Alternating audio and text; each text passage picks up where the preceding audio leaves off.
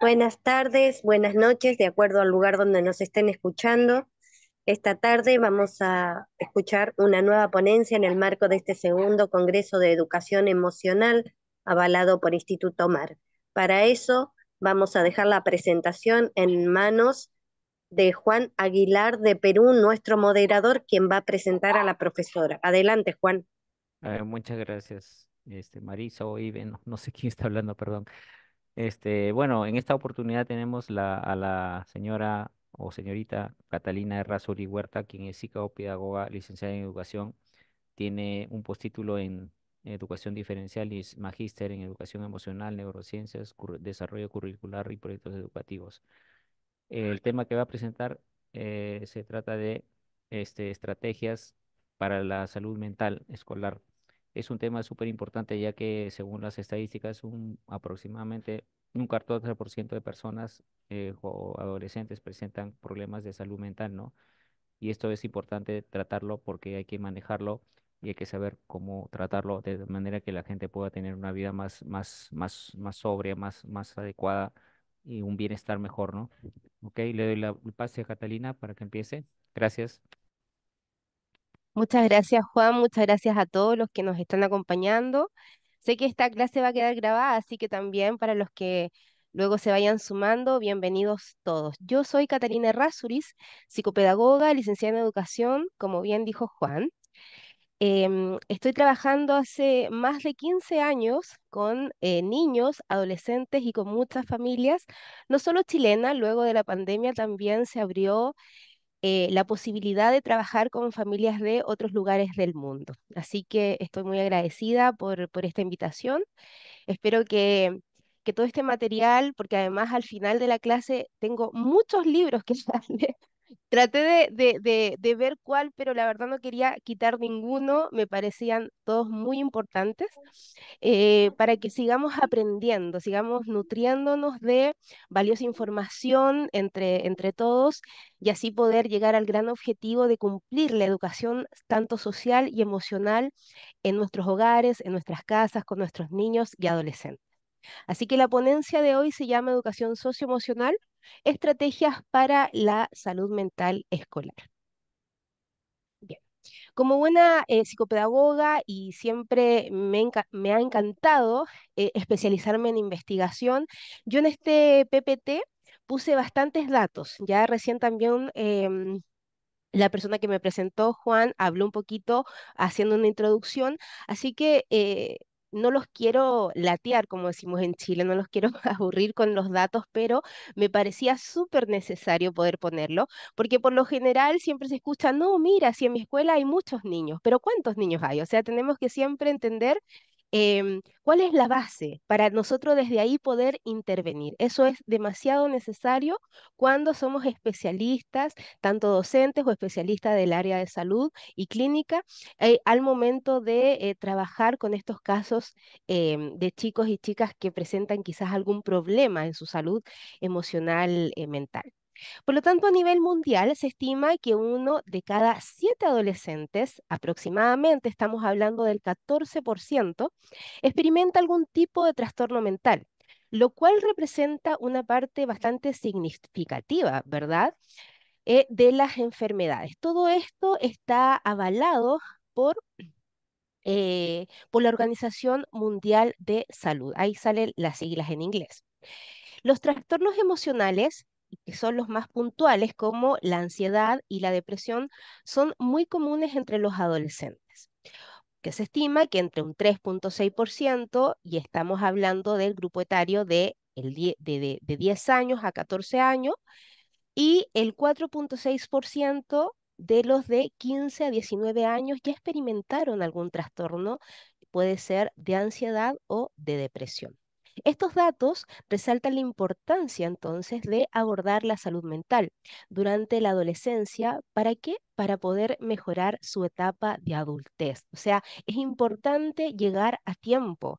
No podemos, ¿verdad?, con un adolescente, con un niño, tardarnos, porque luego en la adultez vemos em, las comunes que son trastorno de personalidad límite, estas depresiones severas que se alargan en el tiempo, trastornos de personalidad narcisista, y así podemos ir incrementando, ¿cierto?, las listas de diversos problemas de salud mental que luego en la adultez se reflejan.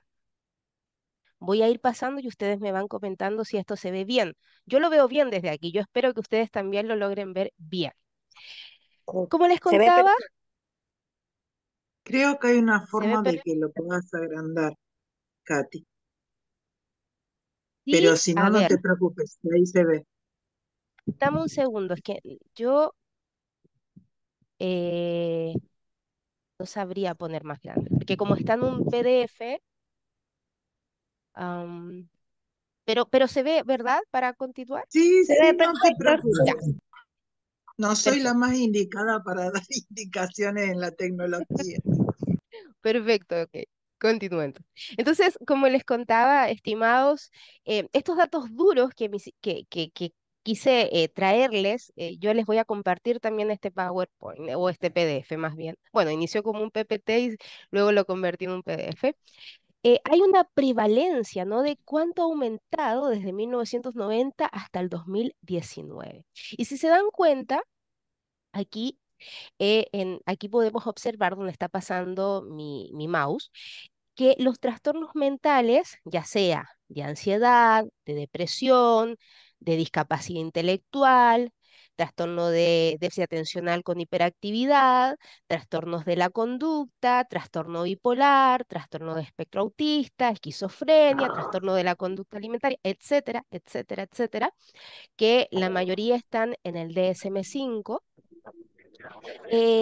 Se habla de esta prevalencia en el tiempo, o sea, las personas que han sido afectadas y cómo han ido aumentando ese rasgo. Voy a tomar solo un ejemplo para no quedarme en este detalle. Vamos a tomar los trastornos de ansiedad que hablábamos anteriormente de que es muy común en los chicos de adolescentes. En 1990 se hablaba de que 194,9 chicos podía reflejar, ¿no?, o tener características de este trastorno. Y en el, en el año 2019, o sea, 301,4. O sea, si se dan cuenta, imagínense todo lo que aumentó. Por lo tanto, es ahí donde los especialistas, las especialistas, ¿verdad?, las personas que nos hemos dedicado a investigar, a estudiar sobre ello, decimos dónde comienza la intervención y cómo podemos hacer un real trabajo, ¿no?, para que esta prevalencia no siga avanzando en el tiempo y demos, como se dice, en el clavo, o más bien podamos eh, ayudar, ¿no? Ayudar o poder ir interviniendo de buena forma a grupos de colegios y a familias. Como soy chilena, puse datos de Chile, de Chile también, que habla de este un informe, que es un informe anual que habla el Ministerio de Educación de mi país sobre lo que pasó el 2021. La pandemia fue el 2022, perdón, el 2020, y el 2021 Chile hizo un informe anual sobre el estado de salud mental que tenía el país. Entonces entregó esta información que me pareció también importante. Imagino que Argentina o Perú o de donde ustedes sean también debe tener un informe donde arroja estos datos sólidos y esto también nos aclara mucho el panorama de cómo nosotros vivimos o nosotros más bien cómo manejamos la salud mental o qué tan deteriorada está la salud mental del país. Por eso les quería comentar un poquito y les quise poner esta información. El estado de salud, entonces, o la información de este estado de salud que entregó mi país en ese tiempo, 2021, hablaba de lo siguiente. Luego que ya se había decretado esta pandemia, hablaba de que depresión mayor existía en la población un 17,6%. Ansiedad generalizada 7,3%. Trastorno bipolar 1,5%. Trastorno por consumo de alcohol 10,8%. 0,8. Trastorno de consumo de drogas 0,9, esquizofrenia 0,4 y trastornos de personalidad que recordemos que según el DSM-5, trastornos de la personalidad hay varios tipos. Quiero acotar antes de continuar que el DSM-5, por si alguno no lo conoce, es el manual de diagnóstico y estadísticas de los trastornos mentales. Es un manual que ustedes pueden entrar al buscador de internet, lo escriben y arroja inmediatamente de manera gratuita. De ahí se pueden ir informando mucho más en detalle la prevalencia, el diagnóstico, el tratamiento, de qué edad, el grupo etario que comienza, etcétera. Es bastante oportuno para estos casos poder revisar esa bibliografía. ¿Ya? Entonces, ¿por qué lo puse? Porque muchas veces nos llama la atención decir, claro, hay muchos niños con ansiedad, que no les va bien en el colegio, que los profesores no sabemos qué hacer o no saben qué hacer la familia, las mamás, etcétera, pero también es importante, y lo vuelvo a decir, el dato duro, ¿no? El análisis tanto cuantitativo como cualitativo de lo que se está indagando. Otra cosa también como antecedentes es que el número de niños y adolescentes afectados por trastornos mentales ha sido objeto de gran interés durante estas últimas décadas. ¿Ya? Por lo tanto, la tasa de diagnóstico ha aumentado. Antiguamente nosotros quizás no requeríamos tratamiento farmacológico. Iba el papá, te decía, en mi casa le pongo mano dura y ahí se le van a ordenar todas las letras del abecedario. Ahí va a aprenderse todos los números del 1 al 100 cuando le pongo mano dura. No, ahora, evidentemente, tomamos ese niño, lo escuchamos, lo llevamos a un especialista y muchas veces existe un tratamiento farmacológico, luego hay un equipo multidisciplinario donde hay psicoterapeutas, hay intervención psicoeducativa por el lado del colegio y todo comienza a funcionar en red, que es lo importante de este caso. Y claro, no es de extrañar estos como periódicos que enfatizan que el más de tanto por ciento de niño o adolescente, bueno, yo sigo poniendo cosas de mi país, ¿no? Pero me imagino que también ustedes leen gran parte de las veces al año que algún niño se suicidó, que el niño no está poniendo atención, leen que los profesores golpean a los estudiantes, leen que los profesores están atacados y no saben más qué hacer. Hablamos de que madres después de un embarazo entran en depresión postparto y matan a su hijo. O sea, son casos realmente graves. No estamos hablando acá de un librito que tenemos que leer a ver si nos resulta interesante. No, acá venimos a hablar cosas reales y graves. Por lo tanto, lo que tenemos que hacer, estimados, es poner manos a la obra. Y manos a la obra significa estudiar, indagar, prepararnos, conocer del tema. Es la única manera de que nosotros podamos cortar el queque donde se debe cortar, como se dice en buen chileno. Entonces, la prevalencia ya en la prepandemia, porque recuerden que la pandemia aquí tiró una bomba atómica, o sea, perdón, la pandemia nos dejó un caos, ¿ya? Entonces, el famosillo COVID, ¿ya? ¿Cierto? Vino, llegó, hizo de la suya y todos comenzamos luego a tratar de ordenar nuestra vida como pudimos. Entonces, el trastorno de ansiedad, la prevalencia que hubo prepandemia, trastorno de ansiedad, y estos datos son muy importantes, fue de un 7,3%, el trastorno depresivo 6,6%, trastorno de déficit atencional, que es muy común en Latinoamérica, yo creo que tiene los casos, y Latinoamérica norte y sur, América Norte y Sur, los TDA, o sea, todos los niños, yo creo que el niño nace y tiene TDA, es impresionante. Yo en mi consulta, yo creo que tengo una gran lista de niños que muchas veces son diagnosticados, las mamás dicen, no, no, es que mi hijo se mueve, mira una mosca, déficit atencional. Imagínense, o sea, el 3,4% de prevalencia ya existían según datos mundiales. Yo estoy aquí hablando de datos mundiales, estadísticamente hecho. Y trastornos disruptivos y de la conducta un 5,7. Todo esto pasaba prepandemia, o sea, hasta ahí estábamos mal, pero no tanto como lo que pasó después. ¿Qué pasó luego durante la pandemia? La depresión aumenta un 28%, la ansiedad, ya si el niño antes se movía en la sillita, Ahora se levantaba de la silla y le tiraba un lápiz al profesor. O sea, la ansiedad aumentó el 25%. Los trastornos del sueño, porque mucha gente, como dejó de asistir a sus trabajos de manera física, pasaba muy metida en el computador, no organizaba bien sus horas de sueños, no sabía si despertaba a esta hora, aquello, claro, despertaba, algunos hacían la clase y quizás se seguían durmiendo y nos pasó muchas veces que veíamos estos videos de chicos que prendían la cámara y seguían durmiendo, o sea, al final era un desorden total, por lo tanto los trastornos del sueño aumentaron un 44% durante la pandemia. Este es postraumático un 48%, que es demasiado. Y acá después dice durante la pandemia. Hay un pequeño error, lo voy a corregir antes de enviar el PPT. Este que dice segunda vez durante significa post pandemia. Entonces, durante la pandemia y luego post pandemia, la ansiedad ya ahí se soltó. O sea, ya no era un 25%, sino que un 43,7%, donde estábamos casi con los pelos hacia arriba y nos mordíamos las uñas, comíamos compulsivamente tal vez, algunos tomaban quizás, se iban por el lado del alcohol, por el lado del cigarrillo, o sea, realmente era un caos y además con el miedo de que me voy a infectar, me voy a morir, quizás vi morir a mi mamá, quizás vi morir a mi familia, o sea, había una ansiedad enorme que evidentemente recaía en los niños, en los adolescentes y en uno como madre, como profesor, como todo. Las tasas de depresión aumentaron también drásticamente.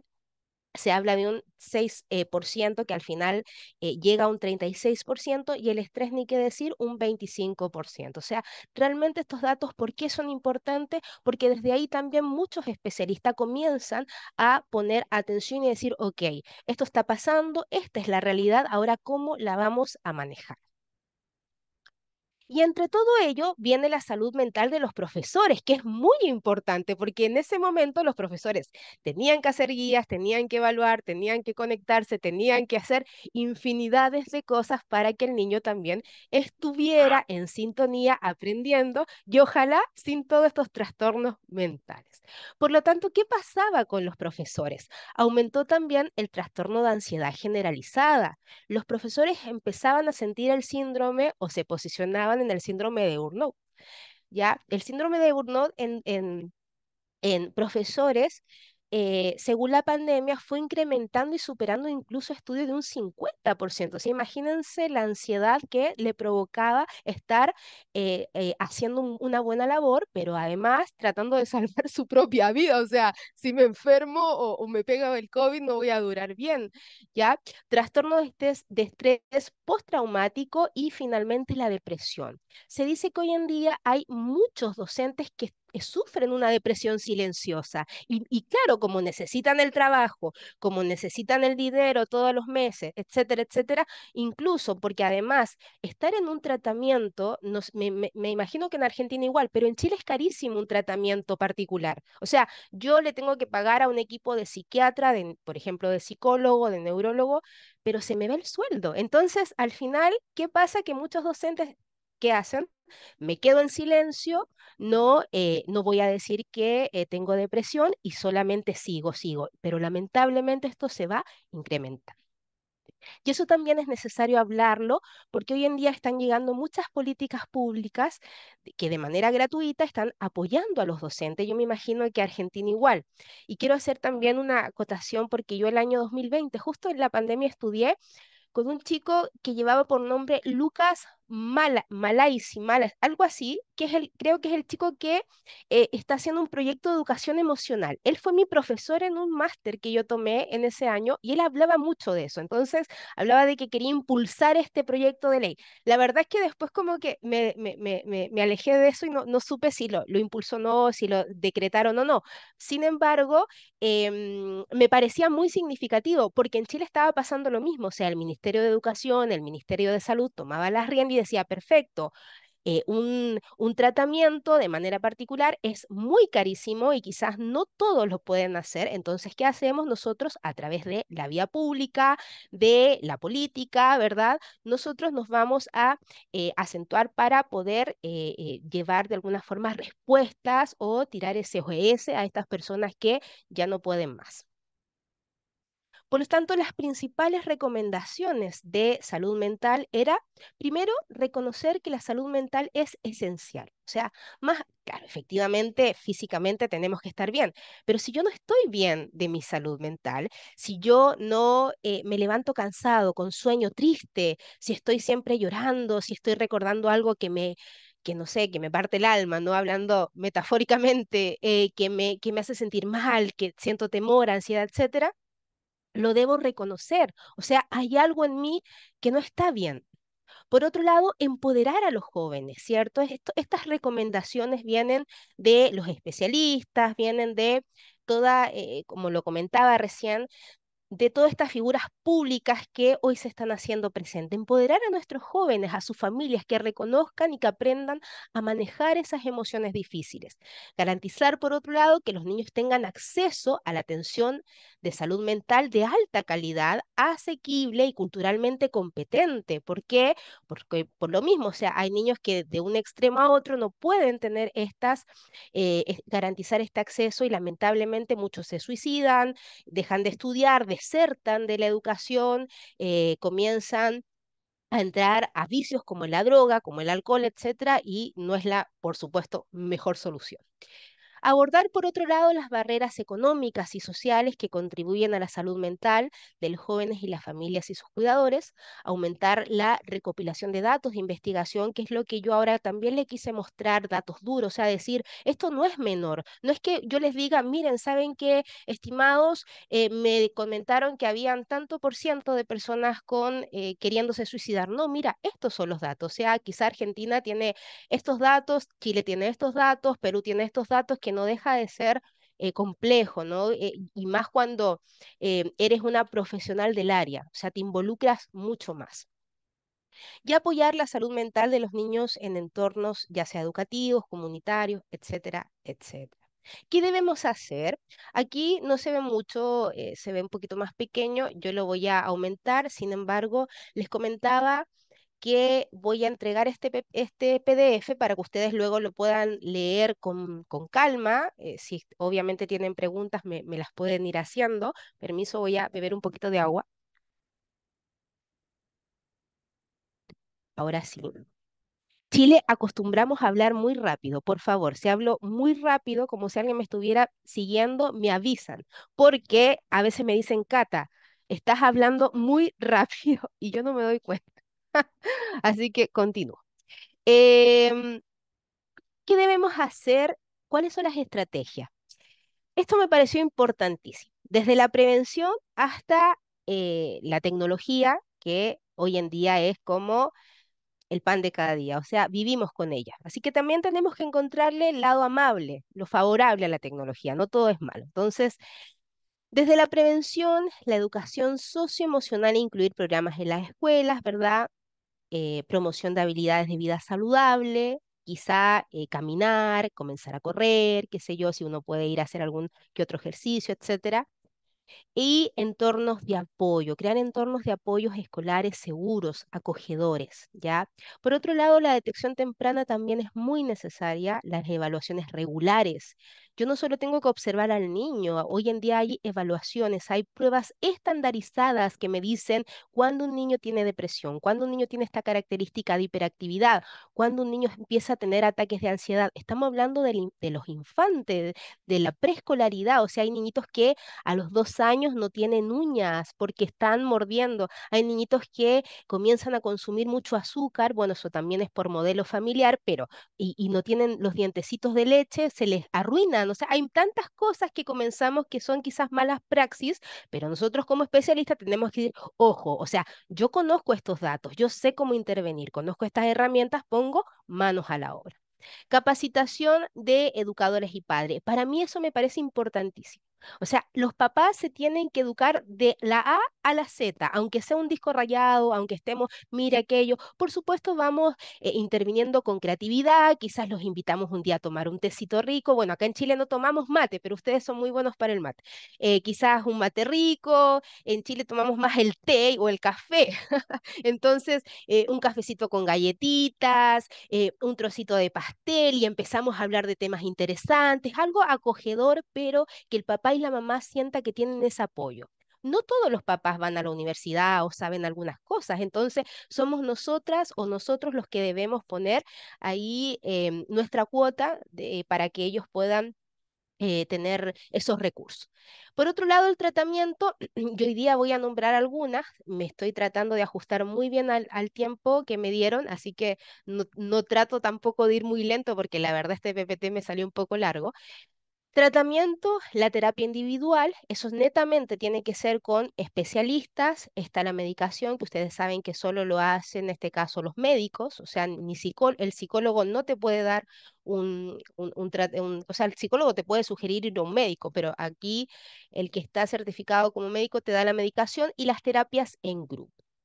El apoyo continuo sí o sí, porque no es que a veces decimos, no, es que ese niño ya está bien, está mejorando, no, pero a veces recae.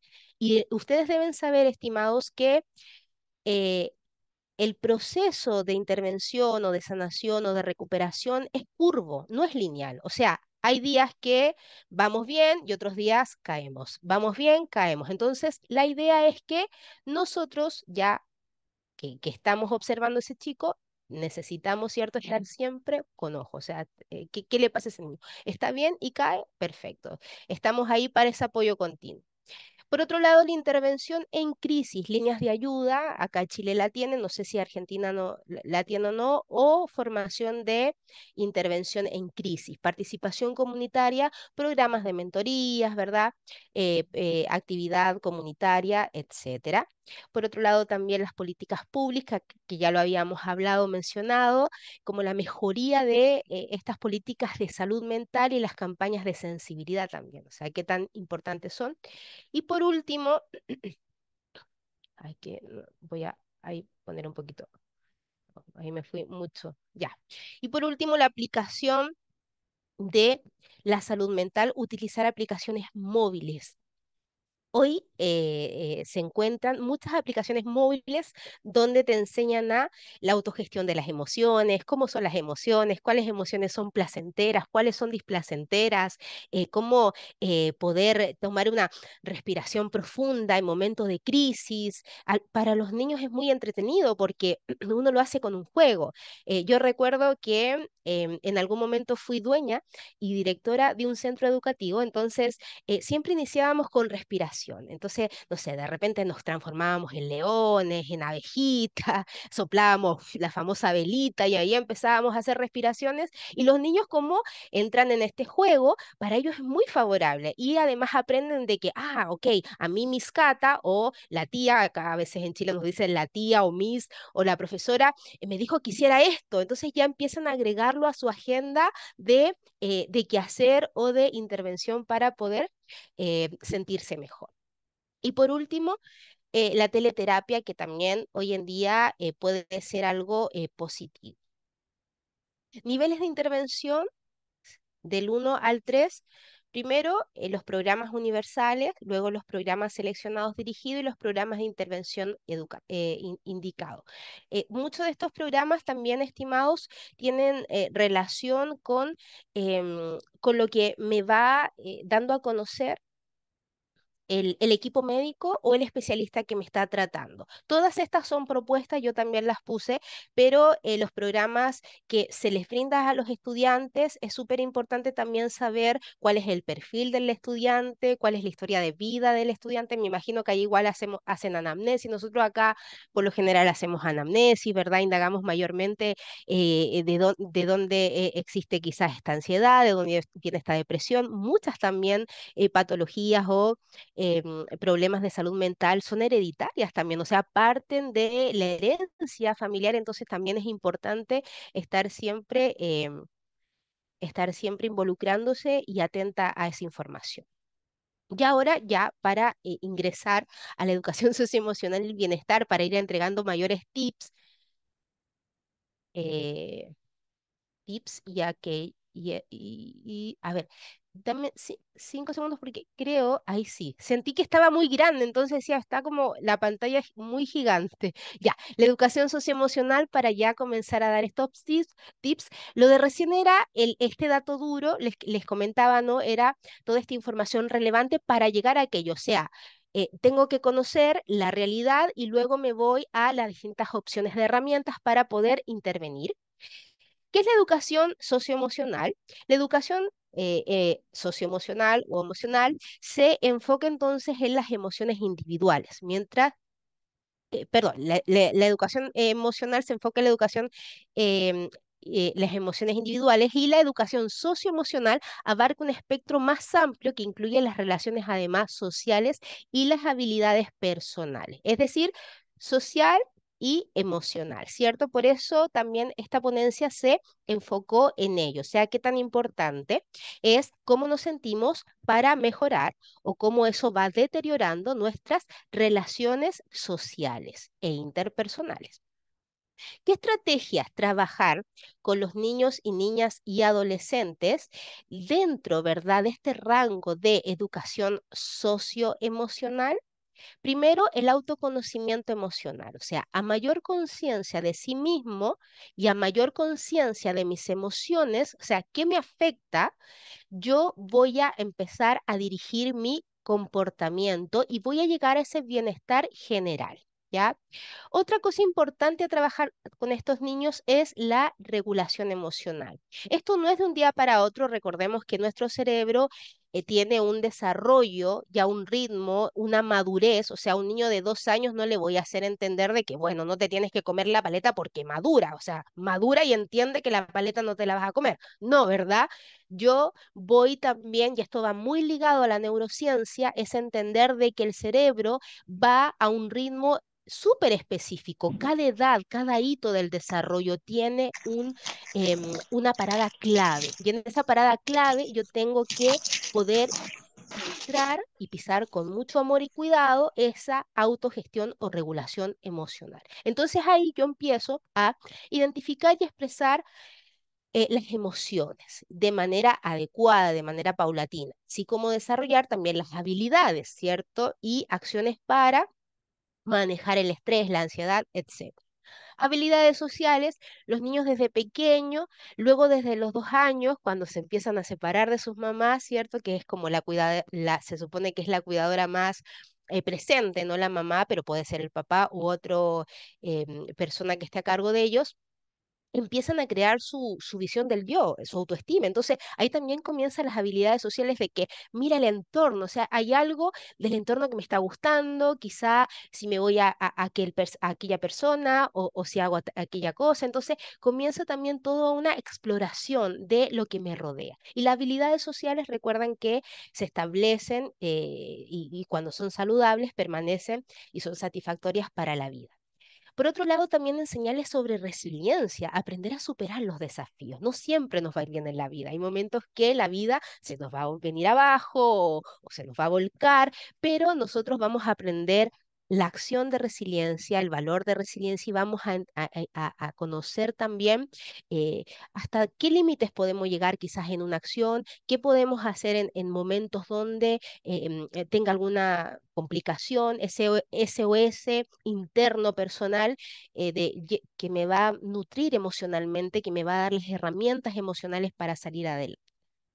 Entonces, cuando necesiten apoyo y cuando desarrollar una actitud positiva hacia la vida. Claro, o sea, tampoco podemos, hay estudiantes míos que me dicen, pero Cata, no podemos vivir como en positivo toda la vida, todo el día. No, exacto, hay que aterrizar las cosas, pero sí, por ejemplo, decir, bueno, yo lo puedo lograr. Si ya, si que nosotros tenemos aquí las calificaciones del 1 al 7, no sé cómo será en Argentina, pero el 7 es la nota máxima, el 1 es como no estudiaste nada, entonces yo le digo, ya, si te sacaste un 5 vamos que se puede, pensemos positivo, lo vamos a lograr, aplicamos alguna técnica de estudio, empezamos a adquirir hábitos de estudio, empezamos a adquirir técnicas de memoria, entonces así vamos, ¿verdad? Haciendo que este panorama se vea mucho más favorable. Y por último, mejorar el rendimiento académico cuando los niños y adolescentes manejar sus emociones de manera afectiva y tiene mucha relación con lo dicho anteriormente. Porque obviamente se van a concentrar mejor, van a regular el estrés, la ansiedad y tener una actitud más positiva. Enseguida ¿Sí? le envié. ¿Hay un micrófono abierto o alguien quiere preguntarme algo?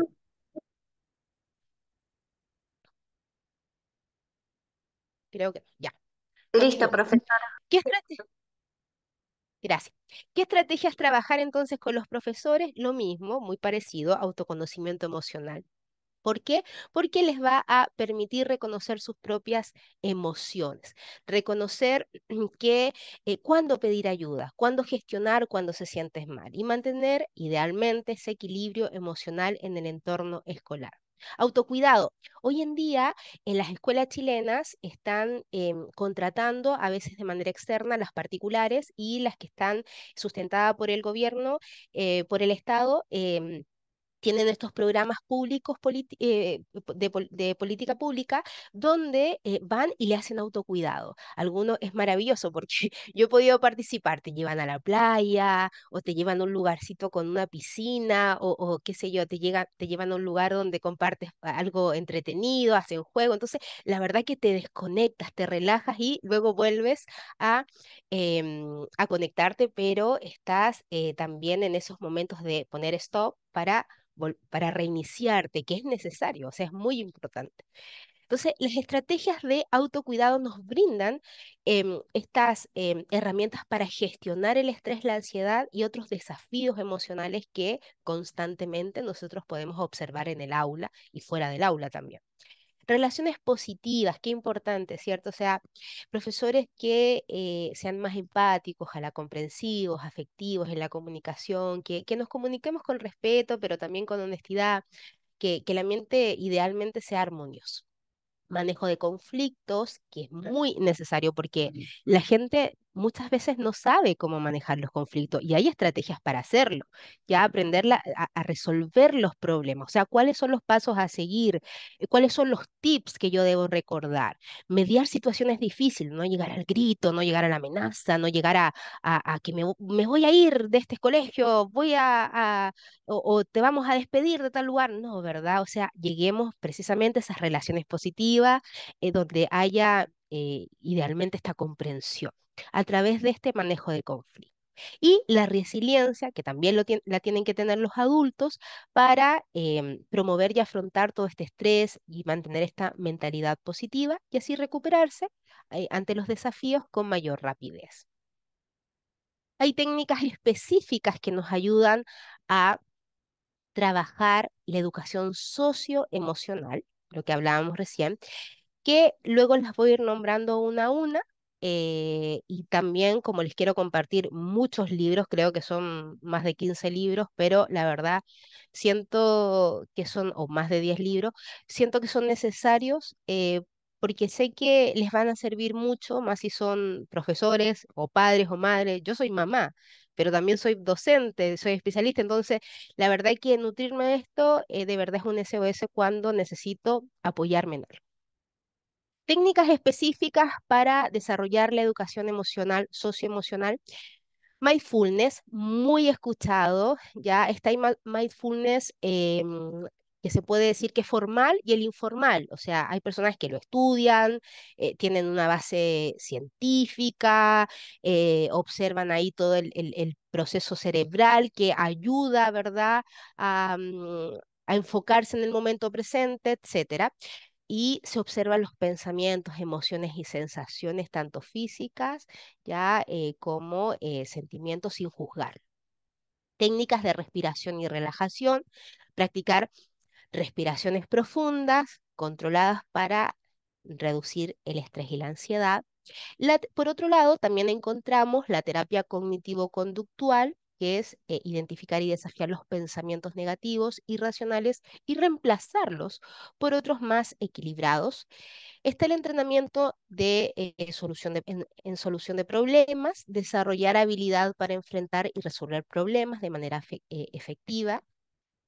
Está la escritura expresiva, terapéutica espontánea, ¿verdad? Donde escribimos regularmente sobre lo que sentimos. Ya podemos comprarnos un diario y empezar a escribir, a escribir, a escribir cómo nos sentimos, qué nos parece tal cosa, cómo nos sentimos con tal persona o haciendo, eh, compartiendo tal vivencia, etcétera.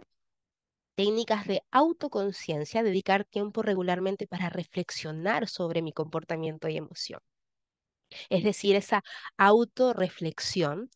Prácticas también de gratitud, anotar cosas por las cuales estoy agradecida. Estoy agradecida por estar con ustedes aquí, donde 11 personas me están escuchando. Estoy agradecida porque hoy estoy bebiendo un rico vaso con agua y quizás cosas muy simples, pero el cerebro, que cuando nosotros decimos algo, lo cree, nos va a decir, perfecto, hay algo que me va a ayudar a que la oxitocina, la dopamina ya me haga sentir bien, ¿ya? Esos neurotransmisores, esos químicos cerebrales que nos ayudan a sentirnos bien.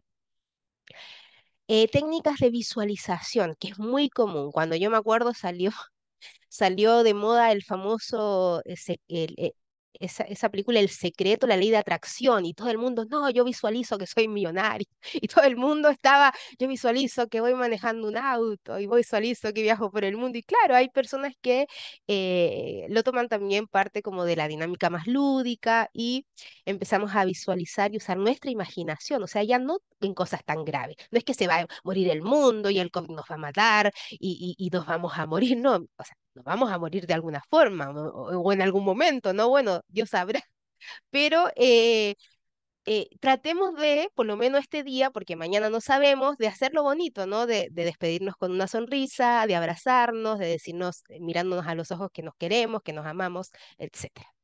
Y visualizaciones y soluciones como imaginar la resolución exitosa de algunas cosas. No tenemos que irnos siempre a lo malo. No es como que voy a iniciar un proyecto y si me va mal, no, no te tiene por qué ir mal. Quizás te va a ir demasiado bien, pero también eso depende del empuje que te das y de la resiliencia y de esa autogestión emocional y de esa gratitud y también usar estas técnicas de visualización y de respirar bien, etcétera, etcétera.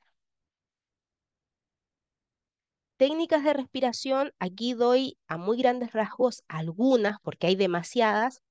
¿Qué podemos encontrar? Respiración diafragmática y abdominal, esta que se respira profundamente por la nariz, permitiendo que su abdomen se expanda completamente y se exhala y luego al exhalar lentamente por la boca o la nariz. ¿Ya? La respiración 4-7-8, es decir, inhalo por la nariz contando hasta 4, 4, ¿ya?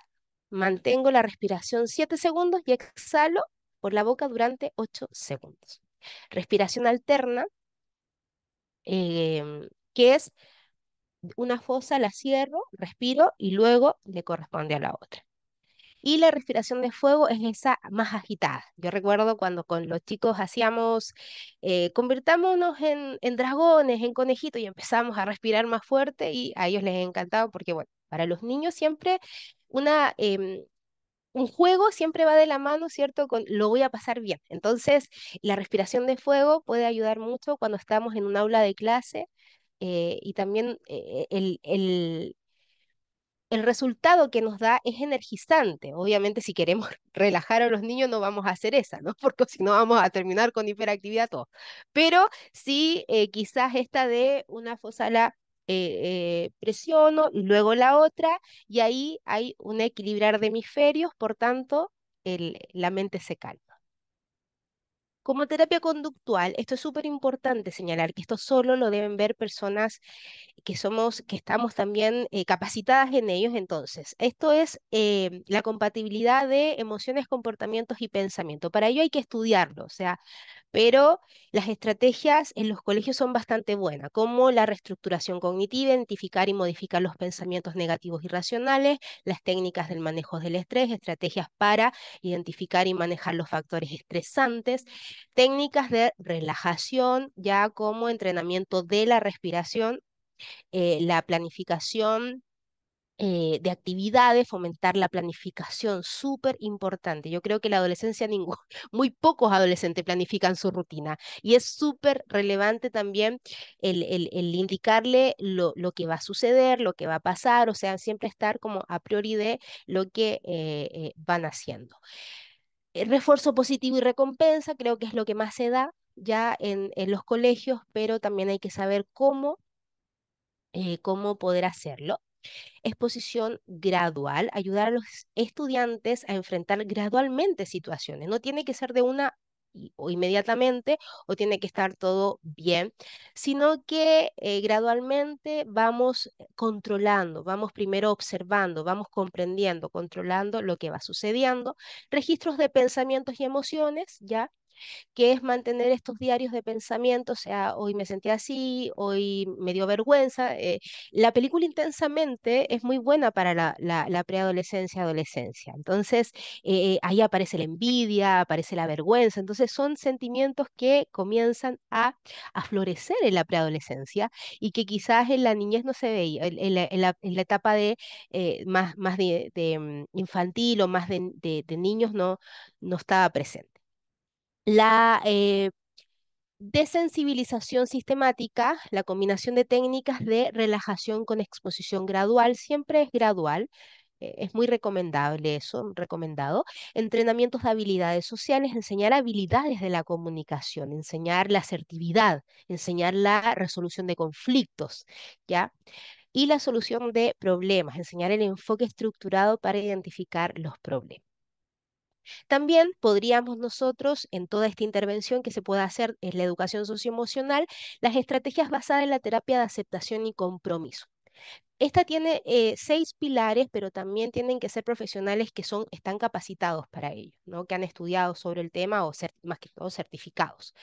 La aceptación de aprender y aceptar experiencias internas como pensamientos y emociones sin intentar cambiarlas, desapego o defusión cognitiva, técnicas para reducir o identificar esos pensamientos y sentimientos, presencia de mindfulness, la presencia atenta, em, yo como contexto, o sea, comprender el yo como un observador constante de experiencias, distinto de los pensamientos y emociones, valores personales, clarificación de lo que es verdaderamente importante y significativo para mí y acción comprometida de establecer metas de líneas y valores personales.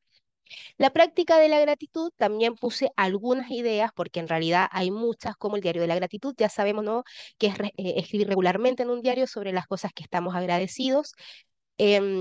Las cartas o mensajes de agradecimiento, quizás, no sé, un día me levanto y le quiero mandar una carta, enviar una carta a, a mi mamá, y va a ser bonito porque ya no se usa eso, entonces quizás va a sorprender, quizás, y la sorpresa es hermosa, más cuando viene de seres amados, más cuando estamos en una relación donde hay química, hay conexión, etcétera.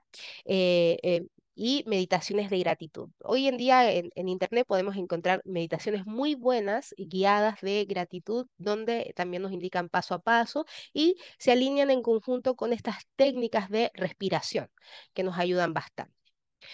Y para ya concluir, ¿cuáles son los desafíos entonces de esta intervención, estas herramientas que tenemos que saber, estas estrategias que tenemos que conocer de la educación socioemocional, emocional también? Los desafíos son las faltas de recursos y capacitación, es decir, nosotros tener que poder llegar a esos recursos de alguna u otra manera, ¿cierto?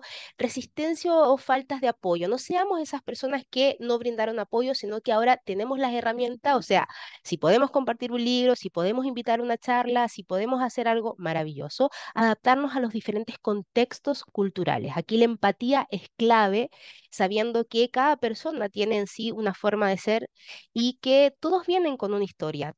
todas las personas llegan con una historia y a veces el chico del aula, el que se porta no muy bien, el que hace más disrupción, el que tira las cosas, el que amenaza, es el niño que está siendo violado, abusado, el niño que no come en las horas que son necesarias, el niño que no duermen, etcétera. Entonces, ahí vamos con la empatía, por supuesto, es abrir nuestra conciencia y ya como personas adultos y adultas maduras, saber cómo poder hacerlo de la mejor forma, ¿sí? Ser una buena observadora.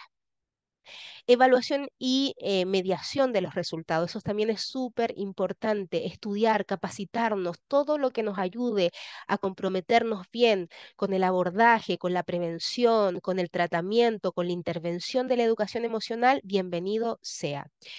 La sostenibilidad a largo plazo ya y también cómo yo voy a ir trabajando a través de equipos multidisciplinarios toda esta gama de herramientas y cómo yo podré enfocar, la verdad, estos grupos etarios o colegios y centros educativos. Alineación con políticas educativas, que es lo ideal, siempre estar de la mano de manera activa y estar atenta, sabiendo si sale una nueva política, cómo ya la puedo relacionar, cómo yo la voy a trabajar, de qué depende, qué hay que hacer, etcétera. Y la necesidad de avanzar en una educación socioemocional basada en la evidencia, o sea, los datos duros son relevantes. Necesitamos conocer qué habla la Organización Mundial de la Salud, qué habla quizás Estados Unidos, cómo Estados Unidos, porque nos pasa, o sea, por ejemplo, Chile, no es que Chile crea las políticas por ellos mismos, olvídalo. O sea, los políticos ¿qué hacen? Toman a Estados Unidos, Europa, este continente, me gusta, lo contextualizamos, lo modificamos, ya, le ponemos enter, le damos. Pero claro, entonces muchas veces algunas políticas funcionan y otras no, porque obviamente hay culturas distintas. ¿Verdad? Hay un desarrollo experimental distinto de ver también todo lo que nos rodea. Sin embargo, también nos ayuda evidenciar eso para poder enfocarnos en lo certero, en lo que demos, como acá se dice, en el clavo. Entonces, sí, es muy necesario y adecuado para estos tiempos. Así que, bueno, muchas gracias. Espero no haberme extendido mucho. Traté de que este contenido haya sido puse lo principal, sé que la verdad es mucho, se los voy a entregar, voy a corregir sí esa palabrita que salía mal escrita, pero les agradezco porque a mí esto también me encanta, me apasiona, es un tema que siempre he ido estudiando y por supuesto quiero aportar. Así que muchas gracias a lo que estuvieron.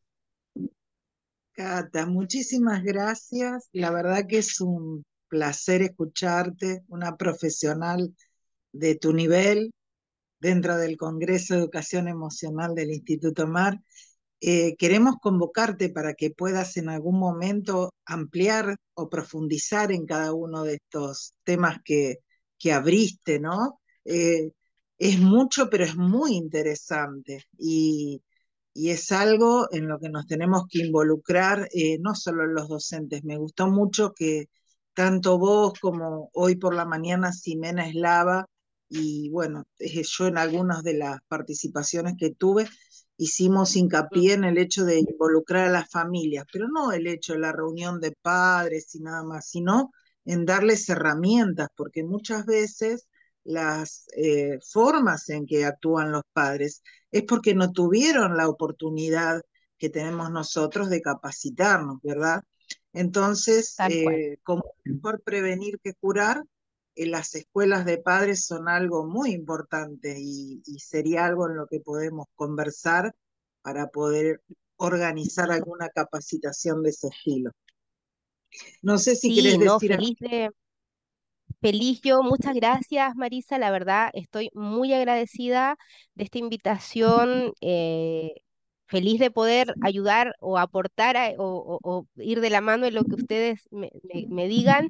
Tengo, sí, muchos libros que regalar. No sé si los envío por WhatsApp o los envío por aquí. Esa es mi duda. No, mandarlos al grupo de WhatsApp, así ahí los Perfecto. ven todos. Eh, Ya. Hay poquitos en este horario, deben estar o yendo a trabajar o algunos Sí. descansando, porque como sabés tenemos gente de todos los países de Latinoamérica, de Europa, de Sí. Asia, muchos de ellos ven las Sí, grabaciones en el horario que más les conviene. perfecto. Pero abriste una ventana importantísima sobre un tema del que mucho se habla, pero tal vez poco se profundiza, y nosotros queríamos que se tratara dentro del marco del Congreso. Así que bueno, muchísimas Gracias, gracias. Quedamos gracias a en ustedes. contacto, por Sí, supuesto, para ¿alguna una... pregunta?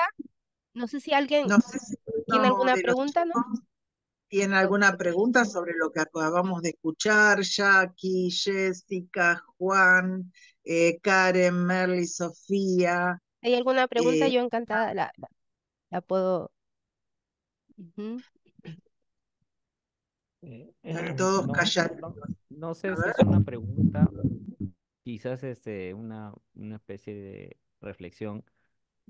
Bueno, yo siempre me he caracterizado por ser un poco, ¿cuál es la palabra que no suene un poco intenso?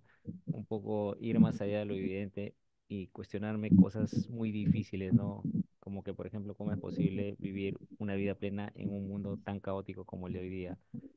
Entonces la respuesta, cuando te haces preguntas, alguna vez, bueno, yo empecé con un sueño que es una vida, un mundo mejor, y cuando les dije eso a la gente me dijeron que eso era imposible, y yo les dije, ¿sí posible? ¿O es que no hemos descubierto la manera que sea posible, ¿no?